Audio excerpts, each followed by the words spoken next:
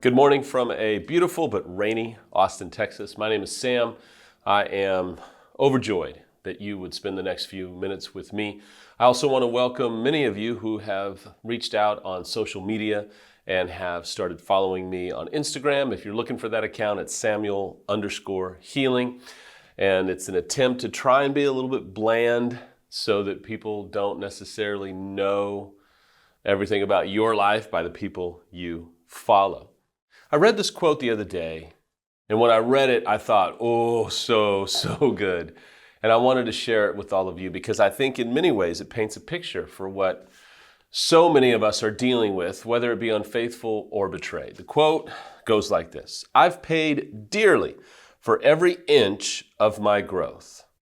I may shine now, but I couldn't tell you how many versions of myself I've buried in the darkness on my way to the stars." The quote resonated with me because on my healing journeys, there have been multiple. There will be multiple for you. I wish there was only one, but we're constantly healing from things we've been subjected to.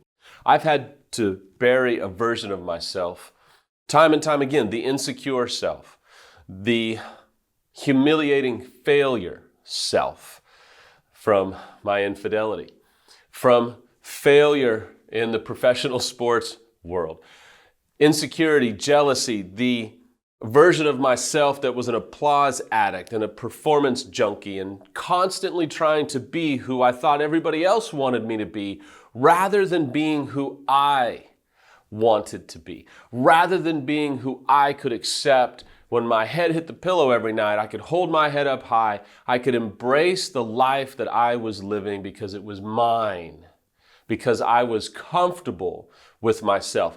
I had finally come to accepting myself, but what preceded accepting myself time and time again was having to bury versions of myself that no longer fit, that should no longer be alive, that should no longer be fed anymore. Oftentimes within the healing journey, I have tried to resurrect these old people. I've tried to resurrect this old life that I once lived. I've tried to kind of dig up the past. I've tried to go back and get that life back. But I have to tell you, the thing about infidelity is it absolutely obliterates the life that you've been living. It changes everything. There is an immense amount of grief for the betrayed because they have been subjected to this wake-up call they never requested, never asked for, didn't deserve, and now everything about their life has changed. Everything. It has obliterated the life that they thought they had. It has crushed the life that they thought that they were living. And now they're trying to find new life. They're trying to find this new version of themselves while they're trapped in this old version of themselves, and it's absolutely devastating. And then we unfaithful sit here, and oftentimes if we are not our highest and best self, can be complete jerk faces, and we're trying to rush them and shame them and push them and tell them to get over it and all that, all while we have been the agent of obliteration. And there comes a point where we have to realize this little theory that Rick Reynolds, our founder and lead therapist, introduced to me decades ago that changed my life, and I hope that it will help you as well. It's death, burial, and resurrection. Wherever you're at right now, I understand if you're betrayed, if you're unfaithful, there's been a death to the life that you were living. There may be a death to your relationship ultimately. And I am terribly sorry about that. There may just be a death to the life that you thought that you were living. And this is hard stuff today. I didn't give you a long intro, so I hope that you can sit with me as we navigate through this. There's the death of that old life, and then there's the burial where you say, okay, I am no longer who I used to be, and I'm not yet who I hope that I can be or want to be, or these dumb people on YouTube are telling me that I can be, but I've experienced a death to my image, to everything that I was putting out there. It is dead. And I'm in the midst of this burial where it's like it just keeps getting deeper and deeper and I can't see and it's dark and it's awful and it's hopeless and it's despairing and it's lonely and it's infuriating and nobody gets it. And then slowly but surely there will be a resurrection to who you are, who you don't even know who you are yet, who you can't even wrap your mind around what life can and will look like months and years and decades later. This is a principle of how you can make it through one of the most devastating times of your life. I have died so many times. I have buried versions of myself so many times. To have those versions of myself be buried and then be resurrected into a version of me that I can accept and love and appreciate and live out of. And I hope that it can be that way for you. I'm going to give you just a couple of points to consider as you are on this journey that you may have created by your own choices or you may be the victim of. But I'm hoping that these points can meet you right where you're at. A couple of days ago, I was taking my son to a college visit. We had to get up super early. He had to pitch in front of the coaches. And so we were up before the sun rose and we were driving.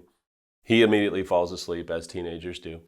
And the sun began to come up as I was driving east, and I will tell you, it was one of the most beautiful sunrises I have seen in a long time. Now, anybody that knows me knows that I don't get up very early, so it's one of the only sunrises I've seen in a long time, but it was absolutely brilliant and gorgeous and stunning. And my hope today is that these points, this video, would cause the sun to rise upon your heart, your soul, your emotions, that you would find new hope today, that you would begin to consider maybe there needs to be a death and a burial that you might be resurrected. Maybe it's just accepting the fact that you can be resurrected, that you're not going to be this failure the whole rest of your life, that you failed, but you are not a failure, that you have been betrayed, traumatized, wounded, but you don't have to stay there forever, and that your life can have incredible meaning and joy once again.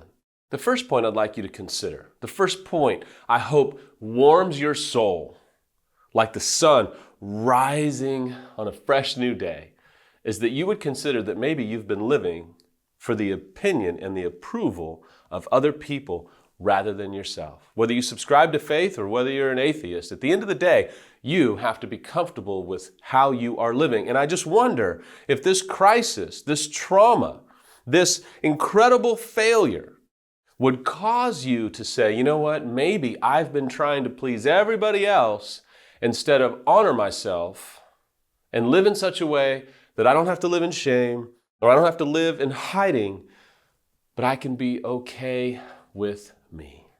Number two is, I'd like you to consider that maybe you've been abandoning yourself. That's especially true for the betrayed, because the betrayed hits a point where they start to say, I've got to help them be okay, I've got to help them, I've got to help the family, I've got to do all these things. And you constantly sacrifice yourself for the benefit of everybody else, and then eventually you start to resent yourself. But it takes a lot of therapy to get there, and you go, wait a minute, I am angry at myself because I've tolerated this and I've tolerated that, and maybe it's time that you say, no more. Because what you tolerate, you cannot change. Maybe it's time to say, no more. That's not going to work for me. Number three is, I'd like you to consider that maybe it's time to stop digging up that old identity. Maybe you're trying to dig up old patterns and old habits and old ways of coping with what is now far above and beyond that old way of dealing with things. Maybe that old version of yourself needs to die, but you keep digging it up. You keep trying to resurrect it. And maybe it's God, maybe it's fate, maybe it's the universe, maybe it's your own inner spirit of humanity trying to say, we can't get that person back. And that's okay. I know that scares the hell out of you. I know that you're like, what? It's terrifying. I promise you, there is a new version of you that can be life-changing. That could be so rewarding, and welcoming. You can't even see it yet. It's there. I promise you. I promise you, if you do the work, that version of you is there. Finally, I throw out a caveat as we say goodbye, because some unfaithful love to do this, and some betrayed will think that I don't know that they would do this, so they get kind of angry. If you're an unfaithful, the last thing that you're going to want to do is to say to your betrayed partner, see, there's a new me. You need to get over it. It's been 3 weeks. I'm a new person. I'm a new man. I'm a new woman. That's the new me. Stop living in the old me. That's trash. That's not accurate. And you obviously haven't buried that old person, because that old person still has entitlement and pride and shame and control and manipulation and a lack of empathy and a lack of compassion for what your choices have done. That is not the speech that your betrayed wants to hear, I assure you. What is far more humble would for you to be able to say, honey, I want to find the new version of myself. I realize this version has created hell, that I'm a wrecking ball. But if you'll be patient, if you'll support me, if you'll give me a shot, if you'll walk with me through this as best you can, however you can, I will bury this old person and I will find the new person that is available for me, that you might give them a chance to love them again. I mean it when I say I hope there's a new sun, a new sunrise into your heart and your soul and into your own personal